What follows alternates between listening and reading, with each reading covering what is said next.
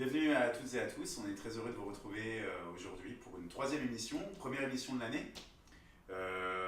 Aujourd'hui pour m'accompagner, Loris. Bonjour Loris. Bonjour Esken, bonjour à tous. Et à Caroline, bonjour. Bonjour à tous. Thomas, bonjour Thomas. Bonjour à tous. Et nous sommes aussi accompagnés de Taline qui est derrière la caméra. Merci Bonjour. Taline.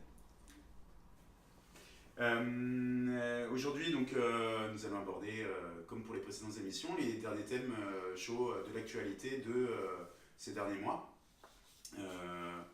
Et tout de suite, nous allons commencer avec Thomas. Thomas qui va nous parler effectivement d'un rapprochement du dialogue entre Arménie et Azerbaïdjan. C'est bien ça, Thomas? Oui. Très bien. Et Oui. Caroline, tu as peut-être quelque chose à nous dire en préambule? Oui, bien sûr. Alors, on a constaté un rapprochement entre les gouvernements de Bakou et Yerevan. Rappelons que les deux pays fêtaient en mai dernier les 100 ans d'indépendance de leur première république. Et je vais laisser mon camarade Thomas apporter des éclaircissements à ce sujet. Très bien, donc ce qui s'est passé ces derniers mois, on a un petit peu de mal à tout suivre, à tout comprendre. Alors je me suis beaucoup basé sur un média qui s'appelle eurasianet.org, qui est un média principalement sur le Caucase et l'Asie centrale, qui est très neutre, et c'est assez rare sur cette région, qui est vraiment un média de référence. Donc vous pourrez retrouver toutes les informations, les factuels sur ce média, j'ai pas inventé ça de rien. A priori, il y a un rapprochement qui semble s'opérer entre les pays Arménie et Azerbaïdjan.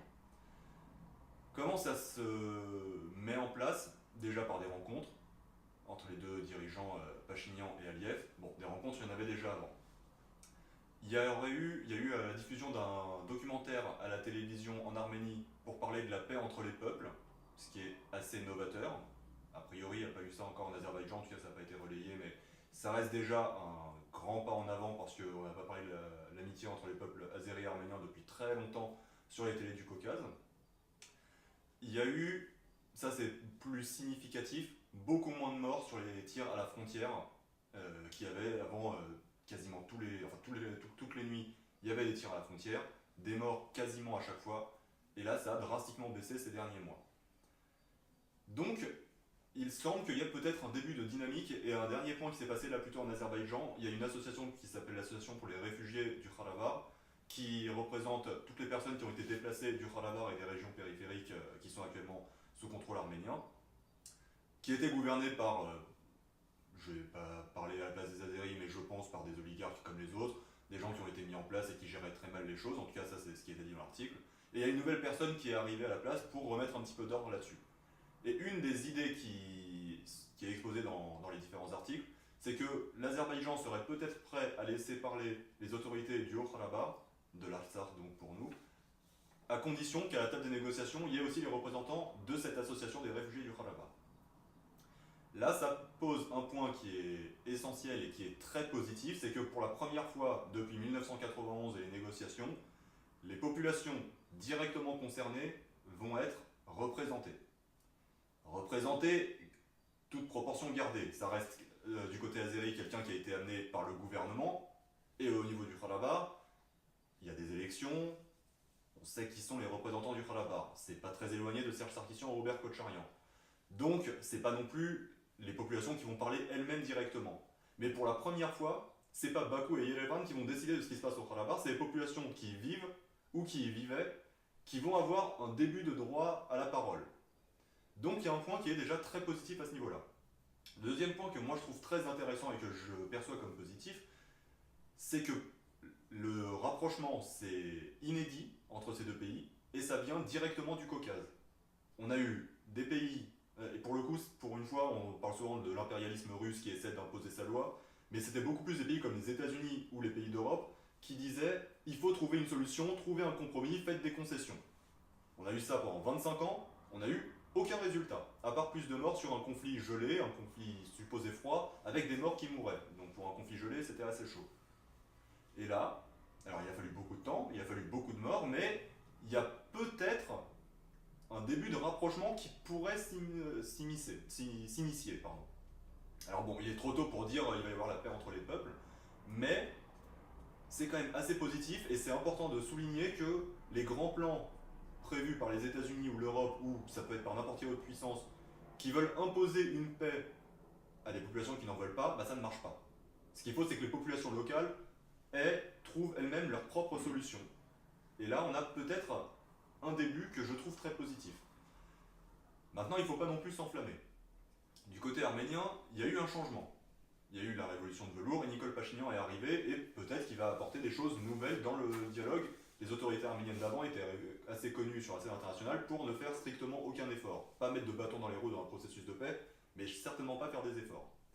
Du côté azéri, il n'y a eu aucun changement. La rhétorique d'Aliyev avant que Pachinian arrive au pouvoir, on la connaît. C'est-à-dire, le Karabakh, c'est à nous.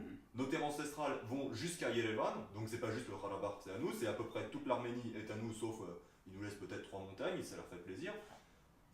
Ils tirent à la frontière, ils font des morts, il y a eu des interventions au sol, y compris sur le territoire arménien d'ailleurs, parfois des soldats azéris qui ont essayé de s'infiltrer sur le territoire arménien, et maintenant ils nous proposent peut-être de dialoguer. Je pense, de ma modeste place ici présent, je n'ai pas d'avis qui doit trancher pour tout le monde, mais que ça reste une opportunité de dialogue, mais il faut quand même rester méfiant. On connaît Aliyev, surtout Aliyev fils, mais Aliyev père également. On connaît la dictature d'Azerbaïdjan. Il ne faut pas penser que du jour au lendemain, ça va devenir nos meilleurs amis comme ça. Mais je pense qu'il y a quelque chose déjà dont il faut être conscient. Il y a quelque chose qui se passe en ce moment entre l'Arménie et l'Azerbaïdjan, entre les peuples d'Arménie et d'Azerbaïdjan.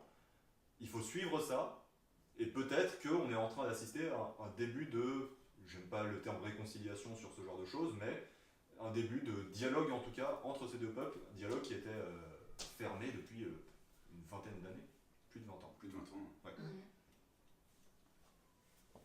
Merci beaucoup pour ton intervention, Thomas. J'ai une question. Penses-tu que le peuple arménien est prêt à accorder, si ce n'est promouvoir, ce rapprochement, ce dialogue, comme tu dis, et surmonter son traumatisme face à la guerre qui sévit toujours actuellement?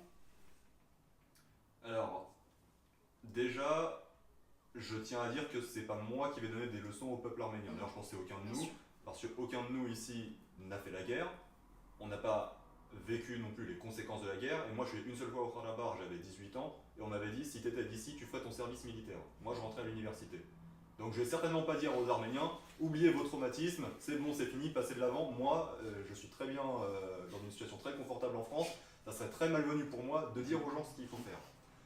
Maintenant, je pense que pour qu'il y ait la paix entre les peuples et entre les pays, il faut de toute façon surmonter ces traumatismes. Alors, c'est pas moi qui vais dire aux gens surmontez-les tout de suite, mais il y a un moment, il faudra bien que ça se fasse, à moins qu'on reste dans un conflit permanent. De fait, par contre, il y a déjà eu des initiatives, notamment avec les jeunes du Caucase, qui pouvaient être géorgiens, arméniens et azéris, qui se sont rencontrés lors d'initiatives pour rassembler un petit peu ces jeunes. Et il y a, même si c'est certainement pas la majorité à mon avis, des jeunes qui ont déjà fait des démarches dans ce sens-là au sein même du Caucase.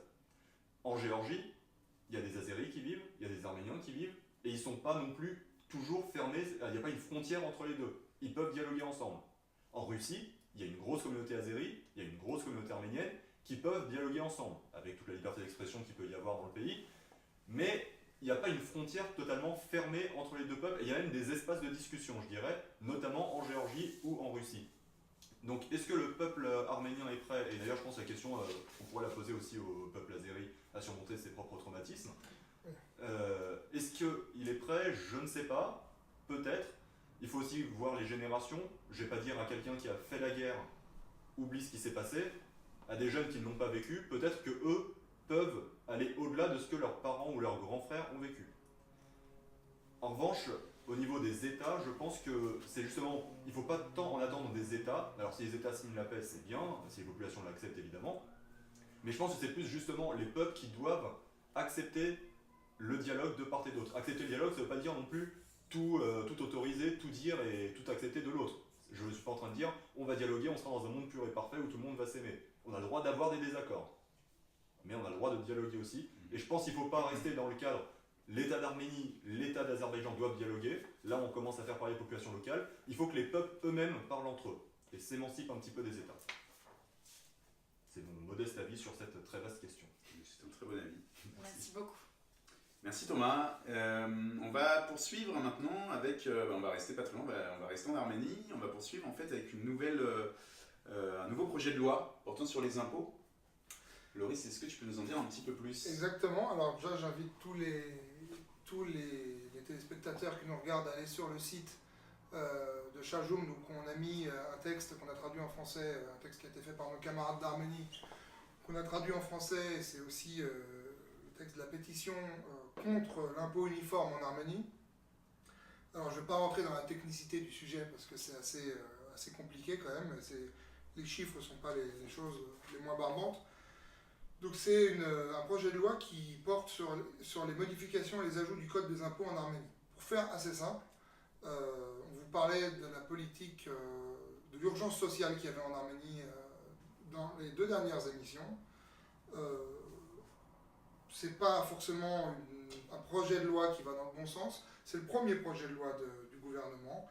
Donc le gouvernement va le présenter dans une semaine, 2 semaines, peut-être un peu plus au Parlement. Il y a 3 tranches d'impôt sur le revenu pour faire simple en Arménie, la basse, la moyenne et la haute. Et il est question de baisser l'impôt sur le revenu en Arménie. Le problème, c'est que ceux qui payent peu d'impôt sur le revenu auront une petite baisse. Ceux qui sont dans la tranche moyenne, médiane, auront une baisse plus importante. Ceux qui payent le plus d'impôt sur le revenu, parce que c'est les plus gros salaires, auront une baisse énorme. Donc en réalité, l'objectif, c'est de casser la progressivité de l'impôt sur le revenu. C'est la vraie politique libérale importée de l'Occident, qui ne fonctionne pas en Occident d'ailleurs, c'est-à-dire on baisse les impôts progressifs et on augmente les taxes, et on baisse les services publics. C'est un peu ça qui est proposé. Les termes d'austérité sont déjà proposés, d'ailleurs en licenciant un certain nombre de fonctionnaires. C'est une très mauvaise nouvelle, parce que ça voudrait dire de passer une partie de ce qui est dans le secteur public dans le privé. Or, on sait que ça coûte plus cher pour les usagers, plus cher à la collectivité, et que ça ne fonctionne pas. Pour ceux qui suivent un peu l'actualité sociale en France, Macron a fait à peu près 1/10 de ce qui va certainement être proposé en Arménie. Et au niveau parlementaire, nos camarades sur place nous disent qu'il n'y a pas d'opposition parlementaire à ce genre de choses. Même les quelques organisations qui ont une vision quelque peu sociale ne sont pas très mobilisées sur la question. Donc voilà, il y a ce texte-là qui existe. J'invite tout le monde à aller le voir sur le site de Chajoum le mouvement, parce que c'est le premier texte, le premier projet de loi arménien, qui plus est économique. Ça sent pas très bon, quoi. Voilà. Bien. On va suivre ça de très près en tout cas, et puis on vous sera informé de toute façon de l'évolution du projet de loi. C'est pour vous dire aussi que tous les liens dont on parle, de toute façon, seront disponibles sous la vidéo. On mettra tous les liens, toutes les choses qu'on aborde. Vous pourrez les retrouver en lien sous la vidéo. On va continuer, toujours en Arménie. Caroline, tu vas nous parler. Je vais plutôt introduire la campagne menée pour Amoussal. Amoussal, exactement. Qui est une montagne qui détient un trésor caché, qui a toujours fasciné les hommes, qui est l'or, évidemment. Et une société britannique nommée Lydian, sans expérience, a reçu l'autorisation par l'ancien gouvernement corrompu d'extraire l'or. Cette décision a eu un impact environnemental majeur sur la région, en particulier la région de Gelmouk, et sur la ville, qui est réputée pour la pureté de son eau et ses propriétés minérales. Je vais laisser Thomas maintenant en parler. Voilà. Oui, alors effectivement, Amoussal, donc c'est une mine d'or qui est exploitée par cette entreprise, et le site est depuis bloqué par des militants, donc autour de Gelmouk, mais également d'autres villages des alentours. Tout ça, c'est dans la région du Vayot-Zoj, donc c'est au sud du pays, une région qui, comme l'essentiel de l'Arménie, est agricole, excepté quelques villes. Ça pose évidemment plusieurs questions sur pourquoi, parce qu'on pourrait se dire, après tout, utiliser les richesses du pays, ça pourrait peut-être servir. Déjà, si les populations locales ne sont pas d'accord, c'est qu'il y a sûrement un problème. Donc c'est bien de se renseigner sur quel type de problème il peut y avoir. Pour exploiter l'or, il y a des risques qui sont plus qu'évidents de pollution. De pollution des sols, dans une société agricole c'est quand même dommage, de pollution des eaux. On sait que l'eau ça va en plus devenir une ressource très importante dans l'ensemble du monde à terme, et l'Arménie n'est pas forcément le pays qui a le plus de réserves en eau. Si les réserves qu'on a, on commence à les polluer, c'est grave. Il y a 2 rivières aux alentours de Amulsar qui sont Apa et Vorodan, je crois. Mais il y a également le bassin de Ketchut qui a été créé par les soviétiques, il me semble, alimente directement le lac Sevan. Donc ça fait quand même beaucoup d'eau qui peut être polluée. Et enfin, il y a la pollution de l'air. Donc non content d'empoisonner le sol et l'eau, ça empoisonne en plus les gens. Donc le site est bloqué depuis un moment et Lydian Armenia décrit cette action comme illégale. Il le dit d'ailleurs même sur la page d'accueil de leur site, ce blocage illégal. Maintenant, on peut essayer de creuser un petit peu plus loin. Et la première chose, moi, qui m'a quand même marqué, c'est que en faisant quelques recherches, cette entreprise, Lydian Armenia, dépend de Lydian International, mais on ne sait pas exactement qui c'est. C'est très dur d'avoir des informations dessus. C'est une entreprise qui est domiciliée, basée à Jersey, qui est un paradis fiscal britannique. Déjà, au niveau des impôts, on peut se poser des questions. Au niveau de la transparence, on peut se poser des questions également. Sur leur site, ils parlent uniquement de leur projet en Arménie et d'un autre projet en Géorgie, je crois. Ils existent depuis plus de 10 ans, 2 projets en 10 ans, c'est un petit peu curieux.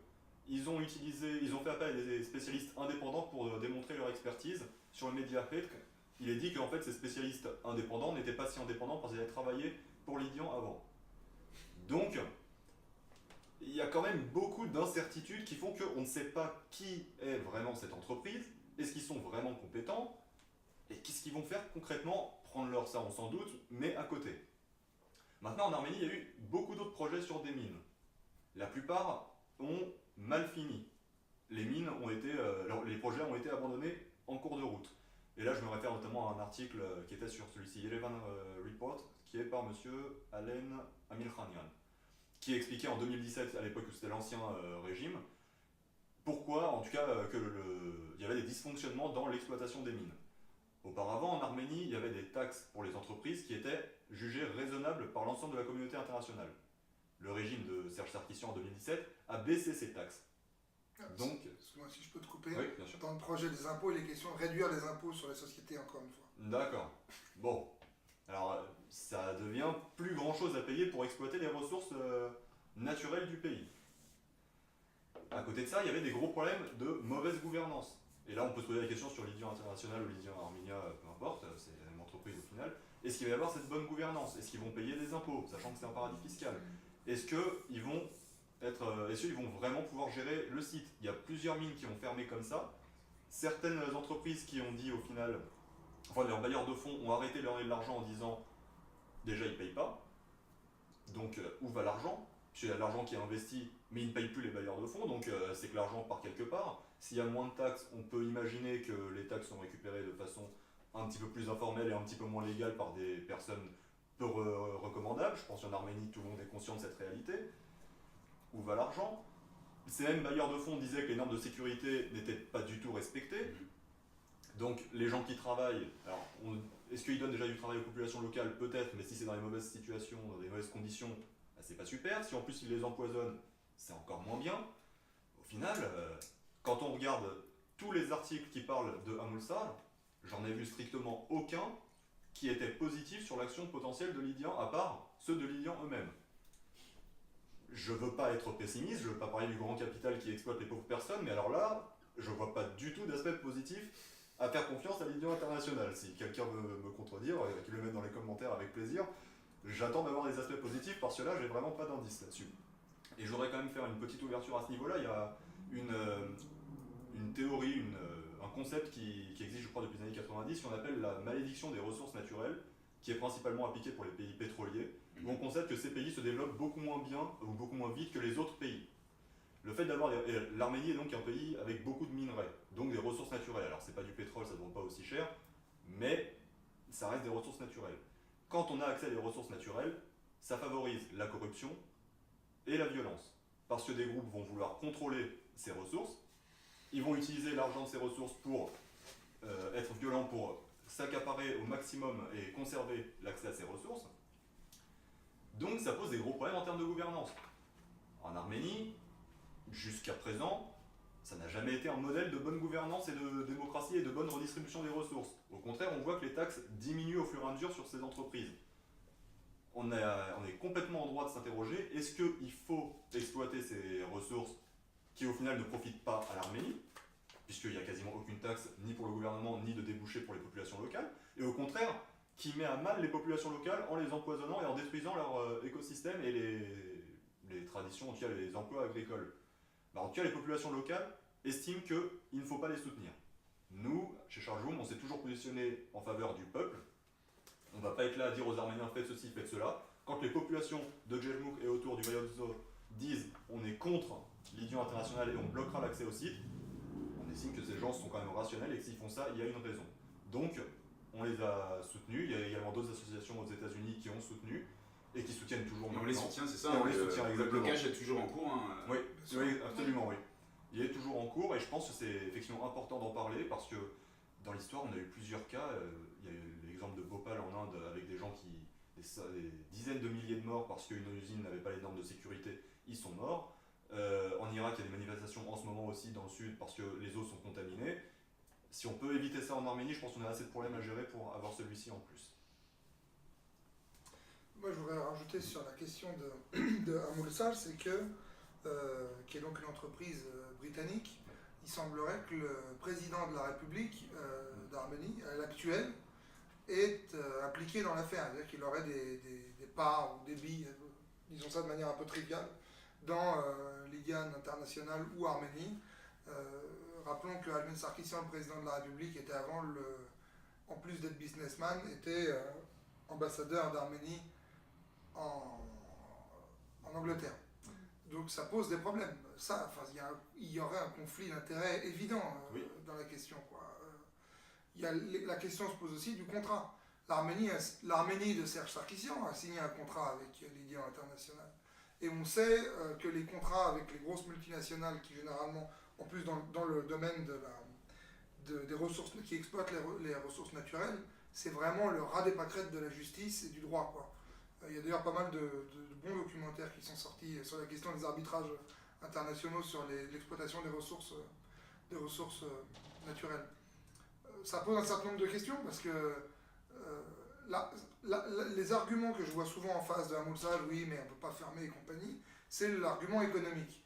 Mais ceux qui parlent à ce moment-là de l'argument économique, généralement, on ne les entend pas sur la question de casser la progressivité des impôts en Arménie. On ne les entend pas quand il s'agit de redistribution des richesses. Donc, si l'objectif c'est... si l'Arménie, la nouvelle Arménie qu'on nous avait promis il y a maintenant bientôt un an, c'est exploitons nos concitoyens encore plus fort, exploitons la nature, je parle de manière... Enfin, exploitons et détruisons la nature, la nature en Arménie, c'est pas un signe d'une nouveauté pour l'Arménie. C'est vraiment le Moyen-Âge, quoi. Effectivement. Et d'ailleurs, je crois qu'il y a même plusieurs personnes de la diaspora qui étaient impliquées également au niveau de Amulsar pour essayer de servir d'intermédiaire. Alors que la diaspora serve d'intermédiaire entre les pays, c'est très bien, mais c'est bien d'aider plus les populations que les entreprises du pays, de l'autre pays. Surtout qu'en l'occurrence, c'est des multinationales ou autres qui ne donnent strictement aucun avantage positif aux populations locales. Et les multinationales ne sont pas connues pour être l'ami des peuples. Absolument, oui, absolument. C'est généralement pas des ONG, effectivement. Oui. On vous remercie tous au nom de Chavoum pour avoir contribué à la campagne de dons qui a atteint 5 400 $, dont plus de 4 000 $, je crois, ont été déjà envoyés en Arménie aux défenseurs d'Al-Moussal. Et on tient également à remercier le collectif qui a aussi beaucoup contribué à cette campagne, dont le nom est Zolavik. Voilà. Qui sont nos camarades, de Boston. Tout à fait, donc Et aussi qui fait font du l'écho, bon travail. aussi fait l'écho ici. C'est eux qui ont soulevé le problème en diaspora et qui sont aussi du coup allés à l'encontre des Arméniens qui à Boston, dans la région de Boston aux États-Unis, ont un intérêt dans la défense des multinationales, on va dire. Donc si vous voulez contribuer à la campagne, on vous mettra le lien également dans la vidéo. Voilà, donc maintenant on va un peu se décentrer de l'Arménie pour aller vers une autre région, le Soudan, dont Thomas va nous parler.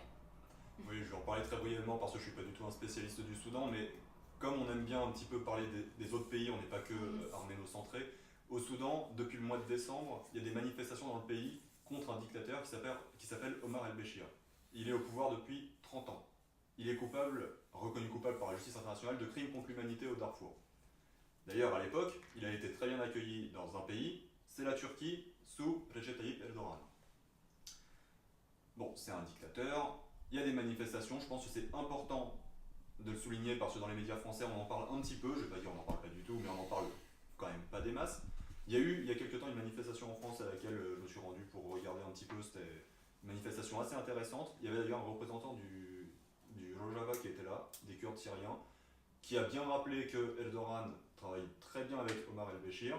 Il a acheté des concessions, des droits pour une île soudanaise pour y développer une base militaire, et il y a toujours des contrats qui se passent entre les deux États, et le responsable du Rojava qui parlait expliquait la solidarité entre les peuples kurdes syriens et soudanais, notamment pour le fédéralisme. Bon, je suis pas là pour dire aux Soudanais ce qu'ils doivent faire, c'est certainement pas mon rôle, mais je pense que c'est important que les gens soient conscients qu'il y a des gens qui luttent encore pour plus de droits contre des dictatures dans le monde, qu'en Arménie on a eu cette révolution, mais qu'il y a d'autres pays où ça se passe encore en ce moment. Je pense que c'est important de le rappeler, et également de souligner que parfois les ennemis de la démocratie, même souvent d'ailleurs, les ennemis de la démocratie peuvent être très bien amis entre eux. C'est le petit acte gratuit pour Erdogan, gratuit mais mérité. Exactement. Bien. Eh ben, merci pour ce petit point. C'est vrai que Chaljoum se fait toujours l'écho des peuples opprimés. Hein. C'est quelque chose pour lequel on sera toujours là. Visiblement, Erdogan se fait toujours l'écho des oppresseurs. Et Loris, tu voulais maintenant aborder un point sur le dîner du CCAF, le dîner annuel du CCAF, donc, qui a eu lieu il y a quelques jours, à laquelle était invité le président Emmanuel Macron, à laquelle s'est rendu Emmanuel Macron qui a fait un discours aussi. Et puis on voulait un petit peu décrypter, voilà, tu nous fais peut-être un petit décryptage de ce dîner. Je vais vous faire le décryptage du dîner, de ce qui s'en passe, de ce qui s'est passé sur la question de la cause arménienne juste après, parce que c'est pas non plus un hasard si entre le dîner et maintenant, donc 3 semaines, il soit passé un certain nombre de choses au niveau national et international, on va dire, entre la Turquie, la France, l'Azerbaïdjan, ce genre de choses. Évidemment, c'est lié. Donc Emmanuel Macron s'est rendu au dîner du CCAF qui avait lieu début février pour annoncer qu'il promettait, par décret, qu'on attend de voir, mais qui promettait que le 24 avril de cette année serait une journée nationale de commémoration du génocide arménien. Alors c'est le point de crispation, on va dire. Nous, on a fait évidemment une campagne sur cette question au moment même, quelques minutes avant les déclarations d'Emmanuel Macron. Donc je rappelle que l'année dernière, il était venu au même dîner en disant que le 24 avril serait une journée de commémoration nationale du génocide arménien. Et je vous rappelle qu'il y a 2 ans, François Hollande annonçait que le 24 avril serait inscrit dans le calendrier républicain. Et je peux certainement vous donner un scoop, c'est que le 24 avril 2020 sera certainement promis par le président de la République à son inscription dans le calendrier républicain. Et je pense que ce sera aussi la promesse de campagne des 2 prochains présidents, les 2 prochains candidats au second tour du mois à la présidence de la République en 2022. Bon, ce que je veux dire, c'est qu'il n'y a pas vraiment de suspense. Donc je vais essayer de décrypter un peu ce qui s'est passé. Premièrement, l'instauration d'une journée nationale de commémoration du génocide arménien ou de l'inscription du 24 avril dans le calendrier républicain, c'est à peu près la même chose. Ça n'a jamais été une revendication de la communauté arménienne en France. Les revendications historiques en France de la communauté, c'était la reconnaissance du génocide, ce qui est fait depuis à peu près 20 ans. Ça a été pour le Ralaba, pour l'Ashtar, la résolution du conflit, la France étant membre du groupe de Minsk, et une loi antinégationniste qui, depuis 20 ans, c'est une revendication qui a émergé. Voilà. Donc ça, c'était les choses sérieuses. Et on voit que depuis qu'il y a eu la reconnaissance du génocide arménien par la France, en 2001, de manière très sérieuse, il n'y a pas eu grand-chose d'autre. En 2006, il y a eu les tentatives les plus crédibles pour avoir une loi, et après, on va dire assez clairement que c'est parti en autre boudin, parce que ce que Macron vient de faire pour le Conseil constitutionnel, j'y reviens juste après, Sarkozy l'avait fait, François Hollande l'avait fait, ça veut dire on verrouille et on essaye d'y aller, et oh, mon Dieu, par hasard, ça a été toqué par le Conseil constitutionnel. En fait, le fait d'inscrire le 24 avril, comme dans le calendrier républicain, c'est uniquement une promesse de campagne d'Emmanuel Macron. Ça ne concerne pas tant que ça, nous, nos revendications, c'est Emmanuel Macron qui a promis ça. Donc quand il vient au dîner du CCF pour annoncer, je ne vais pas redire cette longue formule, mais l'inscription du 24 avril dans le calendrier républicain, c'est pas une avancée pour la cause arménienne. C'est que la promesse de réaliser sa promesse de campagne, qu'on n'avait pas demandé, quoi. Donc c'est un peu fort de café quand même quand on lui dit ça. Et ça ne m'étonne pas Emmanuel Macron, hein. On ne s'attend pas à avoir un militant de la cause arménienne. On ne s'attendait pas non plus ça pour François Hollande, ni pour aucun président de la 5e ou de la 4e ou 3e République française. C'est une puissance impérialiste qui a ses intérêts. Voilà. Mais au moins qu'on essaye de compter sur nos forces déjà, avant d'essayer de compter sur des gens qui n'iront pas dans notre sens, c'est sûr. La question se pose maintenant de ce dîner, de cette stratégie des dîners, qui a lieu maintenant depuis quelques années. À quoi ça sert ou à qui ça sert? Est-ce que ça sert la cause arménienne?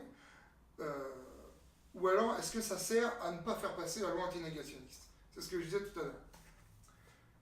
2 semaines après les annonces de Macron, on apprend que sont nommés Alain Juppé et Jacques Mézard, se sont presque nommés au Conseil constitutionnel parce que les commissions des lois du Parlement doivent valider ou pas valider. Mais c'est l'appareil de la Macronie qui a ciblé ces 2 personnes. Alors je rappelle, Alain Juppé, en plus d'être négationniste du génocide Tutsi au Rwanda, corps et âme, et qui était aux responsabilités à cette époque-là d'ailleurs, hein, en 1994 en France, et qui a nié le génocide arménien, génocide Tutsi au Rwanda en commission parlementaire en 1994 et 1995. En plus de ça, il est membre de l'Institut, du conseil scientifique de l'Institut du Bosphore, comme Jacques Mézard, qui a un intérêt très sérieux avec la Turquie, d'ailleurs qui s'est déjà fait pressurer par la Turquie dans sa circonscription et qui a baissé les bras avant même que les coups n'arrivent, quoi. Donc ces 2 sont préposés être au Conseil constitutionnel. Pourquoi? C'est toujours la même chose, et on le dit d'émission en émission maintenant, presque, de conférence en conférence. C'est que, et même presque d'affiche en affiche, de stickers en stickers, pour ce qui est des autres, on leur donne des choses sérieuses. Pour ce qui est de nous, on nous donne du mémoriel. On nous a enfermés dans ce mémoriel, et on essaie d'étatiser la mémoire arménienne maintenant. La Turquie, ils ont obtenu 2 membres du Conseil constitutionnel de leur côté. Il n'y aura pas de loi antinégationniste sous Macron.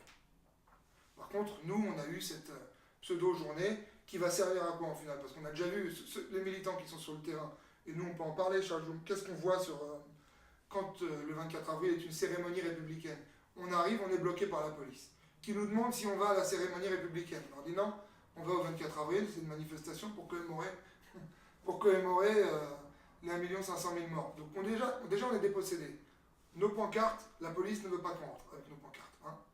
Je vous rappelle la pancarte qu'on avait faite, les milliards de l'Union Européenne financent les crimes de l'État turc, la police a bloqué cette pancarte.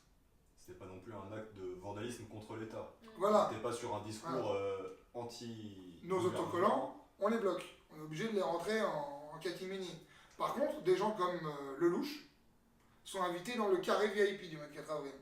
Lelouch, qui est d'ailleurs, je vous rappelle, aussi membre de l'Institut du Bosphore, du comité scientifique de l'Institut du Bosphore. Donc, la question qu'il faudrait qu'on se pose, c'est est-ce que cette stratégie des dîners, elle sert à la cause arménienne ou elle sert à la cause des présidents, la cause électorale des présidents qui viennent? Parce qu'à la limite, qu'ils nous fassent des saloperies, les présidents, on est habitués, mais qu'on les applaudisse, eux n'y étaient pas habitués jusque-là. Et franchement, on peut se demander si Macron n'est pas venu avec sa clique à ce repas-là, parce que dès qu'il disait quelque chose, il y a des gens qui applaudissent avant même la fin de ses phrases, quoi. Et puis, dès que les Arméniens demandent des choses sérieuses, Radaba, armes, qu'Erdogan ne vienne pas en Turquie, la seule réponse présidentielle qu'on a, c'est « si vous n'êtes pas content, vous n'avez qu'à pas m'inviter ». Et des gens applaudissent encore à ce moment-là. Donc on s'est placé dans une drôle de situation.